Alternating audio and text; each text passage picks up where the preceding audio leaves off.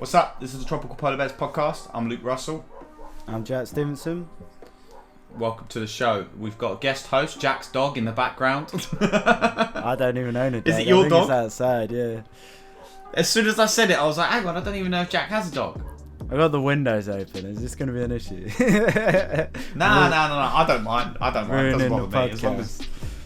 Nah. To be fair, the mic might not even be picking it up anyway, so we'll find out. This is the first time I've ever heard a dog barking on your your end of the microphone, so it just weirded me out.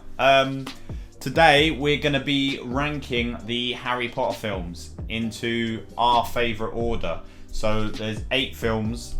When I was prepping this, I accidentally prepped it as 7 because I always forget that there's one more film than there are books. Yeah, because it's a two-parter, isn't it? Yeah, so I made all the template for the video, so how everyone's seeing the screen right now and everything. And I was like, oh, that looks wicked. And then I realised, I was like, hang on a minute. I need to adjust it all now because I need 8 spaces, not 7. But yeah, so this is completely on our opinion. I think it's kind of going to be a mix of our enjoyability of the film and what we think of the film as a whole, kind of thing. We're not speaking for other people, kind of thing. But I know some people would say, oh, this is a better film than this one, but there's going to be certain ones where it's like, well, I just enjoy it more, even though I'll recognise that certain films in there are probably better, but the one I enjoy more will probably be higher. Do you know what I mean? Yeah, 100%. Perfect. So we'll take it in turns in who goes first. Jack, do you want to start? Philosopher's Stone. I'd put it about 6. I think, yeah. 6. Yeah, it's it's a good intro to the franchise. It's more of a kids film than some of the others, but same time, it captured that essence of why you love the Harry Potter. I do think it did what it was supposed to do. Yeah, it captured your imagination. That was the word I was looking for. Yeah. I'm actually gonna put Philosopher's Stone in last. Last.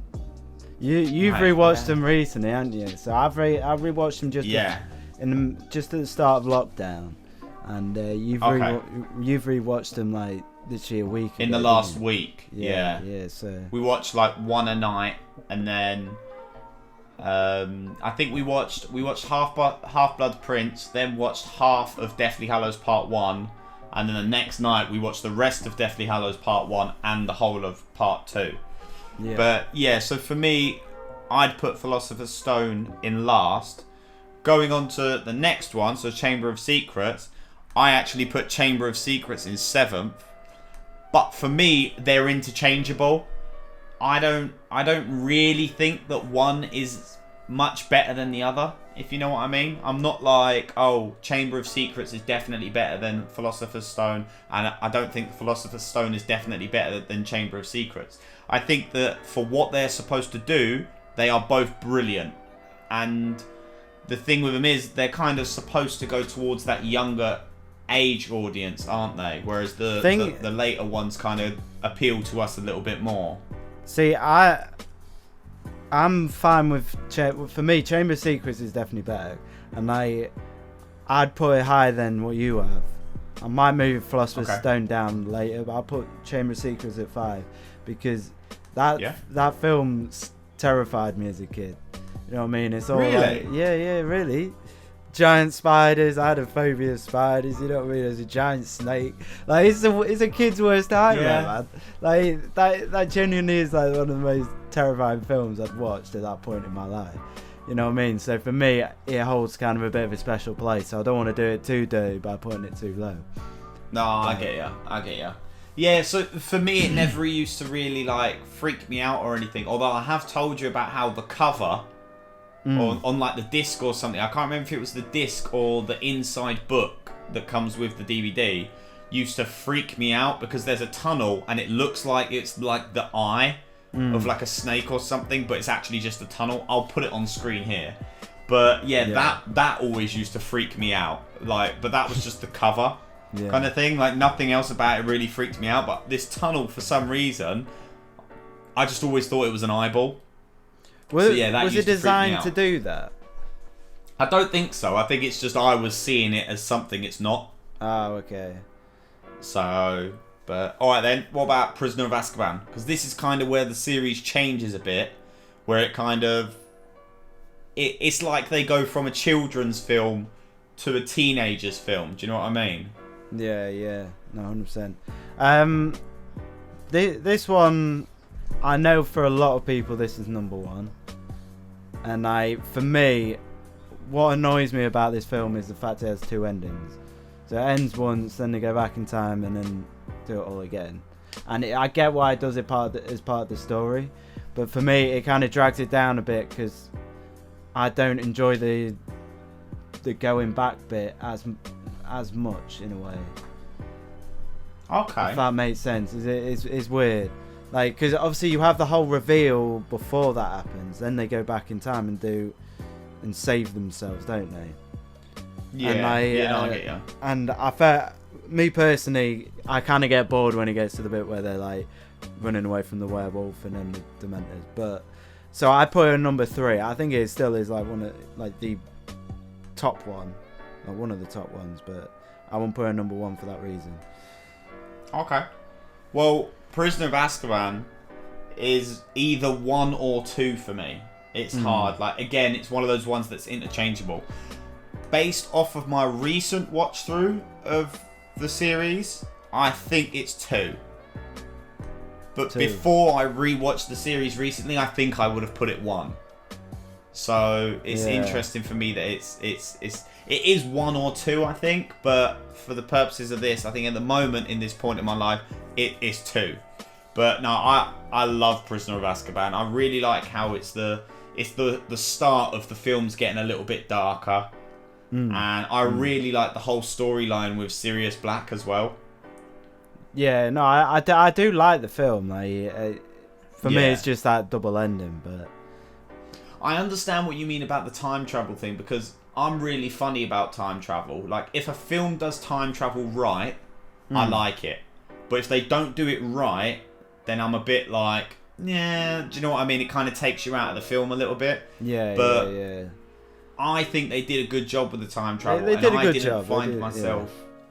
Yeah, but I didn't find the time travel part of it detrimental to my viewing experience. Do you know what I mean? It didn't subtract from that for me. But it was in the book, so it's not like they just added it on. Do you know what I mean? Yeah. No. It's not like just for the film, but it's almost like if they didn't really need to do it. Like, obviously in the book.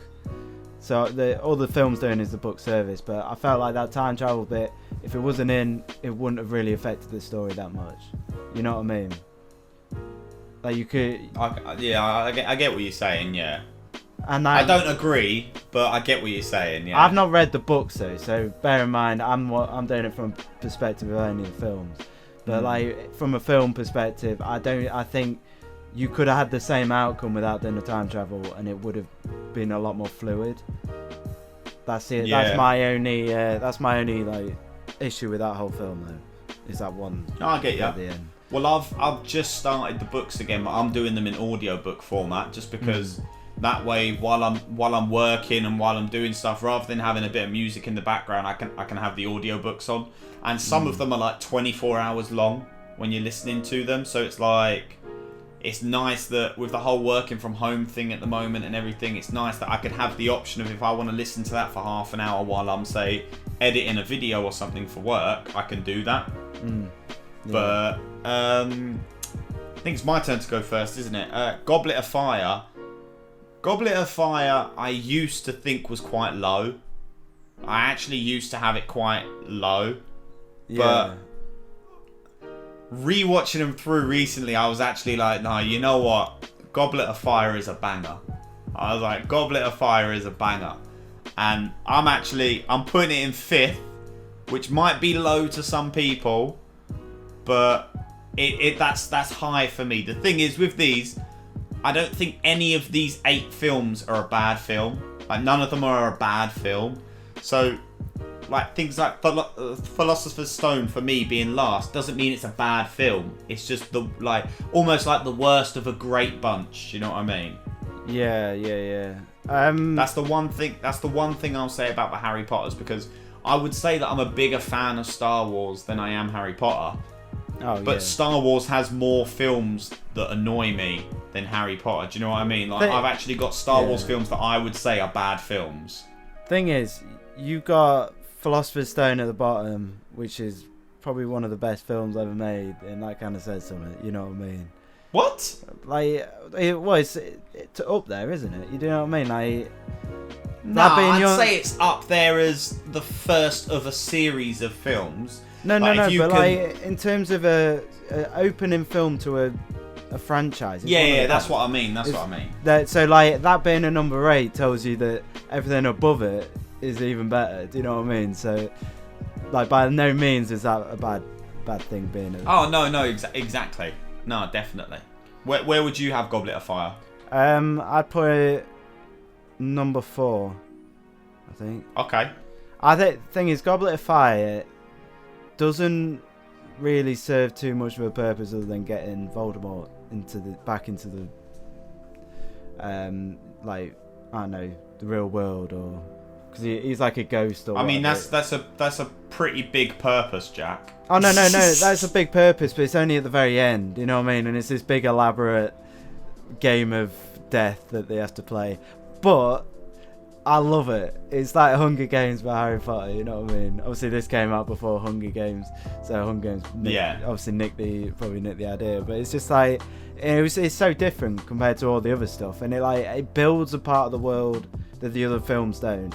Like the kind of like the sport aspect of like Wizarding World and how messed up it is, and like, it's like an extra fantasy element. With Goblet of Fire, so unless you read the books, you wouldn't know. That anything Neville does in this film, Neville Longbottom, in the book, it's Dobby that did it. Yeah. And my biggest complaint about the Harry Potter films are that they're always trying to lift Neville's character. Do you know what I mean? They're trying to they get him to do all of these things throughout the films that either another character, like, normally it's something that Dobby did in the books. Like, and you've just got Neville doing it, and it just felt like, so in the last film, I mean, obviously we're talking spoilers, these films have been out for however many years. If you've not seen them, then why are you watching the podcast? Like, but for the last film when Neville kills Nagini, so that is in the book, as far as I'm aware, that is in the book that Neville kills Nagini, but it's like they built him up in these films so that when it got to that moment, it meant more. Do you know what I mean? No, because I don't think the last book was done by that point. So No, it wasn't. But there's a few moments throughout the series that happen where it feels like they've made Neville a bigger character than he is, so that those moments will have more impact. And it happened a few times throughout the series where I was like. Although with that film, I don't think it is Neville. Like, Neville gives Harry all the stuff, but it's Mad-Eye Moody who's telling them where to look. I'm pretty sure. Yeah, but in the book, it's Dobby that gets him that stuff. That's what I'm saying. And the thing is, when Dobby dies in Deathly Hallows Part 1, there's less of an impact. It already has a hard impact. Like, it does have a hard-hitting impact, but he only appears in, 2 films? Think about how much harder of an impact it would have had if he appeared in Goblet of Fire and Order of the Phoenix the way he did in the books. Like, that moment, it's already really sad, and it would have hit so much harder if he was in those other 2 films the way he is in the books. Do you know what I mean? Yeah. And then my biggest problem with Goblet of Fire is I like a mystery film. Like, I really like a mystery film, but I like a mystery film that gives you a chance.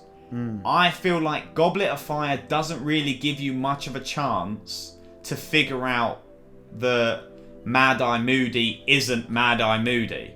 Do you know what I mean? I feel like there's not enough clues sprinkled out through it to even give you a chance to figure it out. And that's what I like about a film. I like when there's a plot twist, but you either suspected it or didn't suspect it, but you at least had an inkling that there was reasonable doubt in the situation, kind of thing, so you could come up with your own plots in your head and everything. Yeah. I just don't feel like you got an opportunity to do that, because if Man-Eye Moody had been in Prisoner of Azkaban, that's all you would have needed. Like, I know in the books he's not, but if he was in Prisoner of Azkaban, then you would have had a chance to be like, hang on a minute, he's acting a little bit different. Do you know what I mean? Like, there's all these things like, there's not enough clues there, and I know that a lot of people are going to be like, oh, well, in the books, and it's, well, yeah, fine, in the books, but in the film they didn't do it. They didn't give you enough clues to it, and that's my biggest issue, and to me, that's almost lazy. Do you know what I mean? No, it's a bit lazy to me if you're gonna do all of that and then you're gonna reveal who it is, that he's not who he said he was and everything, and that he's been drinking. It's forget the guy's name, but it's David Tennant's character who's Barty drinking the Crouch polyjuice. Jr., isn't it? That's it. Yeah, Barty Crouch Jr. But there's not really any sign that if you haven't read the books and it's your first time watching the film, there's no signs that make you think, oh, what if he's not who he says he is? I know that there's like when he first enters the room into the Great Hall, the clouds go all funny and there's like lightning and everything, isn't there? And that's because an enemy has entered the room. But because they do it at the same time as, I think it's Snape entering the room, you just assume it's Snape, and it's almost not even a clue. Do you know what I mean? Yeah, it's kind of like in Philosopher's Stone as well, where Snape's made out to be the bad guy, and then it turns out to be Quirrell, and it's not really set up very well, is it? But I don't know. Yeah, and I like, in the grand scheme of things, like by the end, it works. Like by the end, when everything's revealed as Snape doing this and everything, it works. But up until that point, it almost doesn't work. And my thing is that, so a great example, the last book wasn't out when Goblet of Fire came out, and wasn't out when Philosopher's Stone came out. So I'm not saying she didn't plan the Snape thing. Of course I think she planned it, but it almost takes away from that. Do you know what I mean? Because it's like, you can just say, like, you can later say, oh, it was all a part of the plan, even if it wasn't. I'm not saying it wasn't a part of the plan. I'm just saying there's that element, if you know what I mean. Yeah. So, yeah, that was my biggest issue with Goblet of Fire. I feel like Goblet of Fire doesn't really give you enough opportunity to figure out that Barty Crouch Jr. is using the Polyjuice potion and everything like that. I agree with that. I think end of the day, though, in terms of like an adventure film, it's pretty solid. No, it is. I think it's the mystery aspect of it where I was a little bit like, right. But upon rewatching it, there are more things like you think, like the Polyjuice potion thing. Like, obviously, there are clues, but it doesn't give you enough to really form a theory before it's revealed. I know what you mean. Yeah, like when some of his stuff's going from his store, so he thinks that I think, if I can't remember right, it's gone out of my mind now. But he accuses Harry of stealing Polyjuice potion ingredients. Yeah, kind of thing. So like that, it's a hint, but it's almost not enough of a hint. Do you know what I mean? You want to at least have some suspicion, and if the hints are so subtle that you have no suspicion, you almost feel cheated when the mystery is revealed. Although he just started teaching them like the the really bad spells, the forbidden curses or whatever. Yeah, but because you don't know Mad-Eye Moody's character, you don't know that that's out of the ordinary for him. Yeah, that's true. Yeah, I mean, do you know what I mean? You don't know that that's out of the ordinary for him. It's the same way. Well, moving on to the next film, Order of the Phoenix, Umbridge didn't seem to have an issue with it. No. So I think it's your turn to go first. So where would you put Order of the Phoenix, Jack? I put it in number 8. Oh, really? Is it? Well, I know you really like Order of Phoenix. Isn't it your number 1? Oh, actually, we'll find out. No, it's not. It's not my number 1. It's not my number 1. I remember you telling me at one point it was your favourite. But for me... Yeah, there was a time when it was. For me, there's a bit too much filler in it. Like, it's this kind of school drama. Like, the new headmaster's a bit bit like horrible to him, and then horrible to him. Do you know what I mean? Like it's That's not, one way of describing it. There's not really any kind of real stuff happening until the final act, where like some mad stuff happens. But I don't know. Like I get it sets up everything after it, but for me, it's one I'm happy to skip. So okay.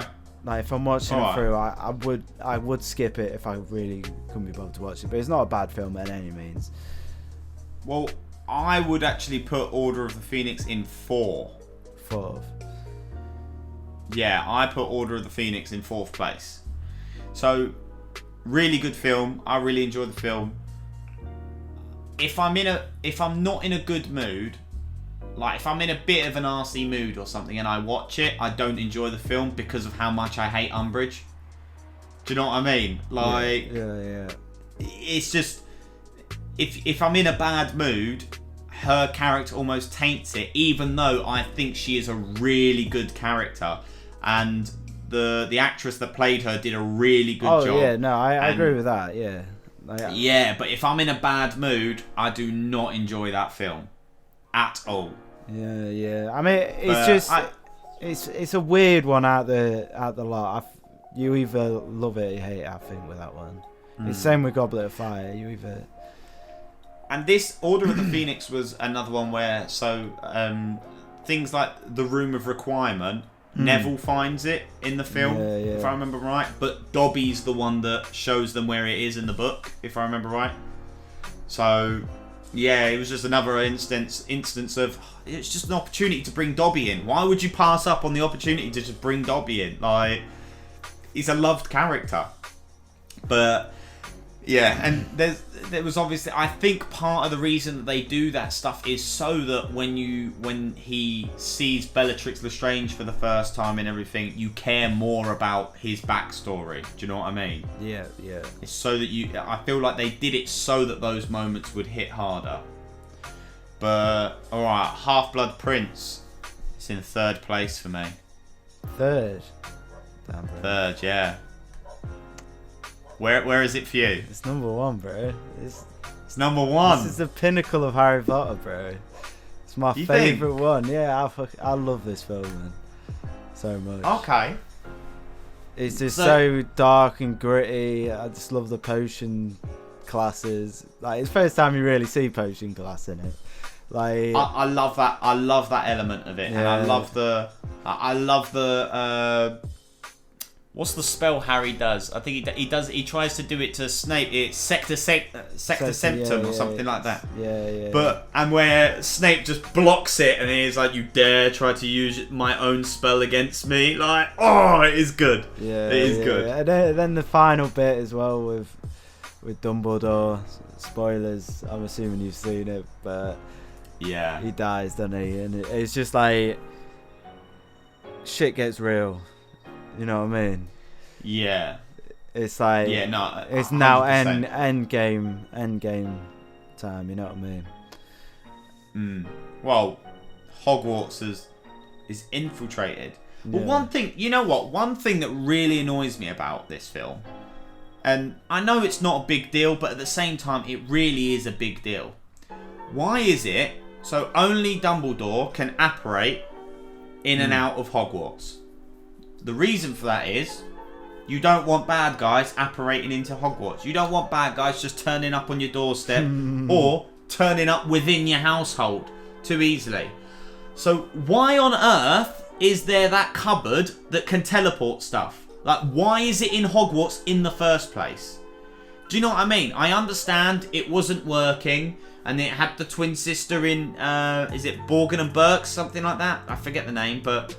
I understand that. I understand that element. But why would it be put into Hogwarts in the first place? Yeah, but did Snape not do it? I can't really remember on the flashbacks. No. There's no explanation as to how it got there. So my question is, why is it there in the first place? Like, surely if you want to go to the lengths of you can't even apparate to Hogwarts, like if that's how far you're going to go with it with the defences, why would that even be put into Hogwarts in the first place? Yeah. Do you know what I mean? Like, and it's in the room of requirement, but it's just, yeah, I don't know why it's there in the first place. It's a bit convenient. Do you know what I mean? Yeah, I know what you mean. It doesn't make sense. And if someone watching this somehow knows why it's there, let us know. There will be something in the law, I reckon. I'm sure there is something, or I'm sure J.K. Rowling has come out and explained it since, but it's just a bit weird that it's there in the first place. There'll be some like kids comic book novel where it's explained, like where it's canon. And it's actually exactly. Explained. You know what I mean? Like Star Wars has it all the time, where it's like, why does this not make sense? And then there's a comic book that happens to be canon that explains it. Do you know what I mean? But I get ya. It would have been funny if they actually showed it in the background or something in Fantastic Beasts. Like, imagine if you see it being moved in, and then you're like, oh, so that's how it got there. Do you know what I mean? I've just noticed I still got 2 spaces. I'm gonna have to move something around. Can you move Deathly Hallows Part 1? Can you move Goblet of Fire down to 6 and Philosopher's Stone to 7? Oh, so you're gonna move Goblet of Fire below Chamber of Secrets? Yeah. Okay. I forgot about Part 2 because I feel like Part 2 deserves more respect than being at 7. And where are you putting Part 1? I'm putting Part 1 at number 2. Just because I love the whole on the road theme. It's like it's completely different style to any of the other films. You know what I mean? So like, not even from a story perspective, from like someone who loves films, it's almost like, have you seen the film The Road? Or I think, is it The Road? Where it's like man and his daughter and they're on the road or something, and like they're being chased by. Oh, is that the Arnold Schwarzenegger film? No, I don't think it's Arnold Schwarzenegger. I can't remember who's in it. It's like the post-apocalyptic film, but it reminds me a lot of that. Like they're literally just on. I think I'm thinking of one where his daughter's like a zombie or something like that. I've not actually seen the film, but no, I know what you mean. Yeah. It is good to see films that are like where the characters are like on their own, kind of like a Bonnie and Clyde thing. Like Yeah. I get ya. It's a very isolated film, but at the same time, like they're on a mission. Do you know what I mean? I think that whole film's just really well done, and it's a good switch up from like all the other. Alright. I actually put that in 6th. 6th. Part 2 at number 1. For me. Really? Yeah. So I actually, it's not bad. It's not a bad film or anything like that, but I just don't think that it's as good as a lot of the other films. Like for me anyway. Obviously, this is my opinion. Like you can't say I'm wrong, but you can disagree with me. But yeah, I would put Part 2 in the number 1 slot. But there's just things about it that bother me a little bit, and I don't know if I'm just being a certain way about it, or like, you know, Part how 2 you're on about, yeah. No, I'm on about Part 1 still. Oh, Part 1, yeah. Just so I know, are you putting Part 2 in 4th? Yeah. Just because I'll pop it in there. So, J.K. Rowling openly comes out and says that she didn't read Lord of the Rings, but that Horcrux being around their neck was very similar to the ring. Do you know what I mean? It is so similar. You can't claim you've never read Lord of the Rings and have something that is the one ring, you know what I mean? Isn't it? Like, there's so many similarities throughout the films that are just so close in connection, and they're the same things that are in the books. It's not like they're the films that are only in the films. Now, I understand if she had read it, she might turn around and be like, oh, if I say I've read it, then everyone's going to say I copied it, so it's just easier to say I didn't. Don't tell me that you love literature and you hadn't read read the Lord of the Rings books. No, like, how is that going to make sense? She probably knew. Now, we're just talking in speculation here. We're probably wrong, but I'm entitled to wonder about it. I feel like she was kind of just like, oh, if I say I've read it, everyone's gonna jump on me for it. So if I say I didn't, then I can say that it was completely original. You're allowed inspiration. There's nothing wrong with that. It's just a lot of things that are similar. But that one thing for me, like when Holly and I were watching it, I was just like, do not tell me this is not like The Ring. And she was like, it's nothing like The Ring. I was like, we just watched Lord of the Rings a few months ago. How is this nothing like Lord of the Rings kind of thing? And she was like, oh, explain how. And I was like, it's a thing on a Netflix on a necklace that's changing their personality, that's making them more aggressive. It's exactly like it. Turns them against each other, that they switch between having it and it makes them weird. Like, it's exactly the same. Like, I understand it's a different scenario. It's not even a different scenario. They're on a mission to destroy it, which is the exact same thing as what Frodo and Sam are trying to do with the bloody ring. Do you know what I mean? The thing is, it's a unique twist on it, and I think if she owned it in that sense, it would be like, but it's like you said, there's so many similarities. It's so obvious she copied it. But at the end of the day, Lord of the Rings. No, I don't want to say copy isn't the word. Like, copy isn't the word there. Like, inspired by, but like would be the better word. If it is just a coincidence, then fair play. Yeah. But I'm pretty sure, if I remember right, Lord of the Rings was like one of the biggest selling books for years. Yeah, it huge numbers, and I don't understand how you're a literature lover and you've not read Lord of the Rings. Yeah. Well, it birthed, especially if you're into fantasy. If you're into fantasy enough to write a series of books about wizards and magic and witches, how are you not into fantasy enough to read Lord of the Rings, which has wizards in it, or mages? Yeah. What would you say Gandalf is? Would you say more wizard or mage? He's a wizard, isn't he? Oh, okay. In the book, but I think they're classed as wizards. I don't think they're mages. But Lord of the Rings, end of the day, like, it birthed the fantasy genre. So for someone to be writing a fantasy book, I'd be very surprised if they've never read that. Exactly. And I think it's too much of a coincidence for her not to have read it, or at least know. It is a very big coincidence. If it is a coincidence, it's a very big coincidence. Yeah. But so that's Deathly Hallows for me sits in number 6. Deathly Hallows Part 2, I don't think, if you asked me last year, I would have put it in number 1.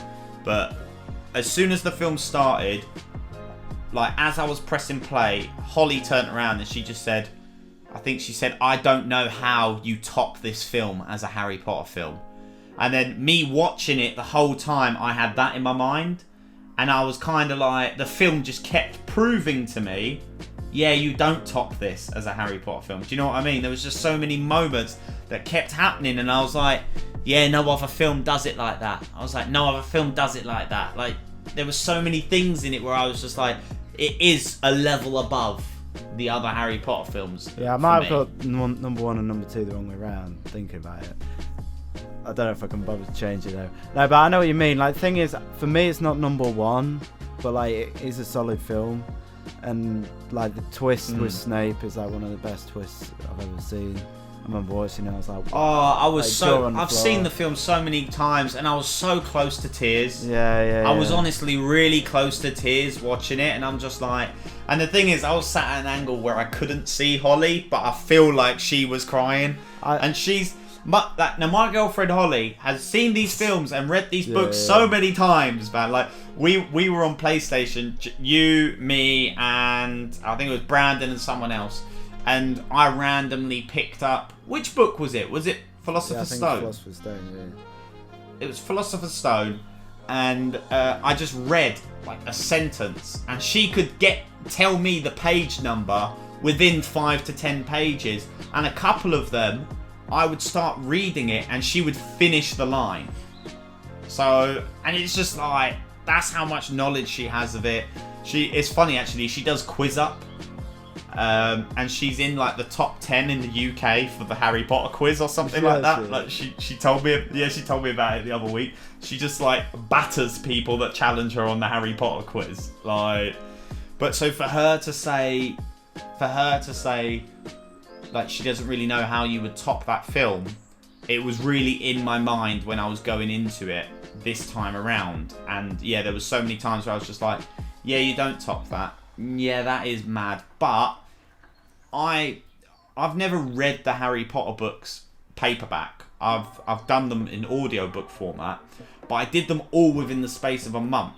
So I didn't finish the last book. I didn't finish Deathly Hallows purely because some of those books are 30 hours long in audio format, and I'd consumed so much Harry Potter in such a short span of time, and it's Stephen Fry's voice, and I love Stephen Fry, but it was so hard. It got to the point where I was like, I need a break from it, and I just didn't pick it up again, whereas that's what I'm doing now. But apparently there's some things in the books that are much better than the way that they did it in the film. Yeah.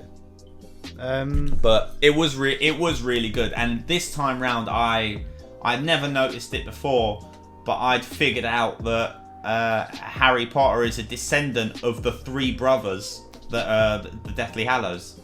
Yeah, in that animation sequence. The cloak was handed down, wasn't it?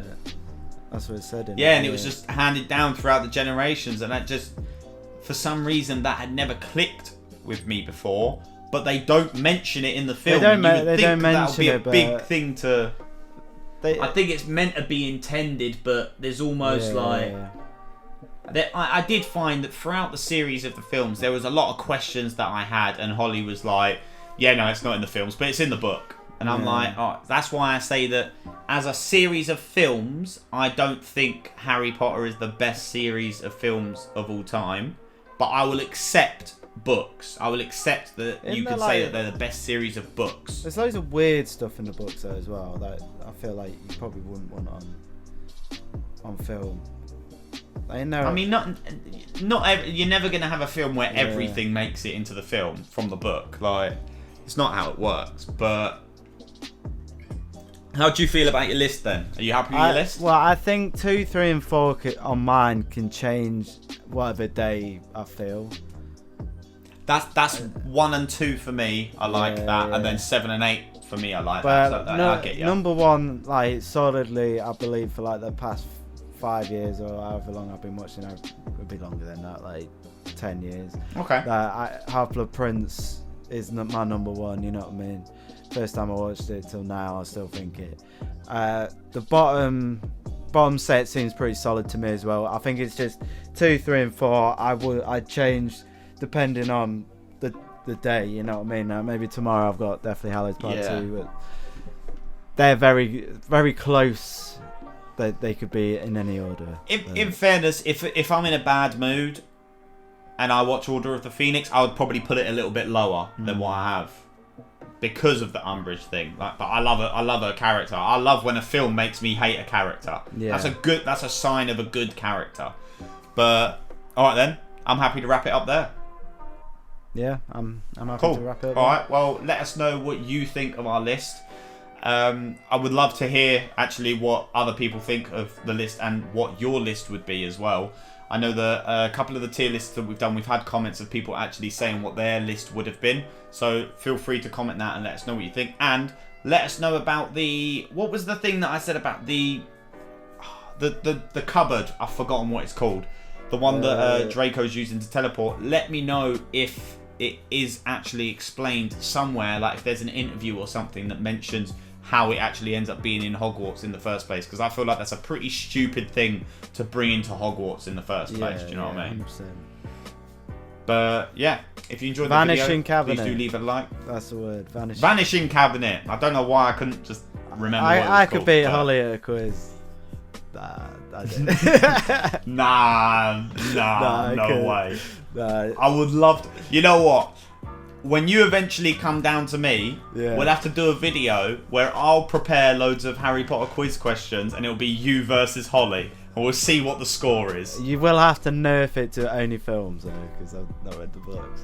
Alright, yeah, I'll nerf it to only information that's in the films. She'll probably still beat me, but we'll see. We'll see. But alright, yeah, thanks for watching. Do drop a like if you enjoyed, drop a comment, letting us know what you think, and subscribe if you want to see more. Peace.